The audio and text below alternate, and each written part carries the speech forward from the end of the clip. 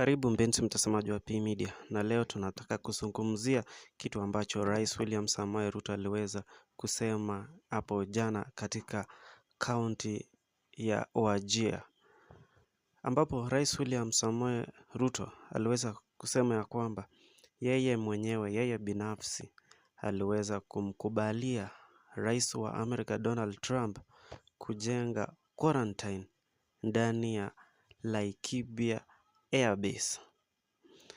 Hii inatuambia nini ama inawaonyesha nini Wakenya? Je, Wakenya wako na uhuru wa kujisimamia wao wenyewe? Kwa maana Ebola, Donald Trump hata yaliweza kusema hataki Ebola iwasili ama ikanyage into American soil, lakini William Samoei Ruto ameweza kukubali Kenya ikuwe kitovu cha Ebola. Kwa maana ujue mpenzi mtazamaji, Ebola itakapofika katika eneo la Laikipia ama hiyo quarantine ijengwe katika Laikipia Airbase, lazima wale wahudumu wenye wako katika eneo la Laikipia ama katika hiyo kambi la jeshi watatoka nje na kutangamana na wananchi,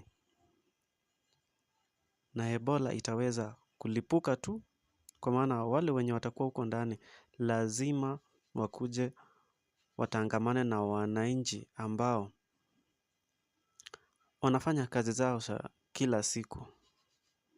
Na hii ni tahadhari tu, lakini tumeweza kuona upande wa opposition na wamejitokeza, na wananchi wa Laikipia wameilalamikia, wameenda maandamano wakasema hawataki hiyo quarantine. Sasa sijui Rais William Samoei Ruto anatupeleka wapi kama nchi la Kenya? Ni kubaya zaidi. Lazima wananchi wote tujitokeze na tukatae. Kama Tanzania, Uganda, wao wenyewe wamesema hawataki Ebola ama watu wenye wako na virusi waingie nchi zao. Na sasa Kenya, William Samoei Ruto wanataka hao wenye wako na hiyo maradhi ingie nchini Kenya. Tunaelekea wapi kama taifa? Hii jambo imekera wananchi wote, whether you are in 2 term or in 1 term. Ugonjwa haijui, ugonjwa haibagui. Ni kubaya. We are continuing to monitoring this.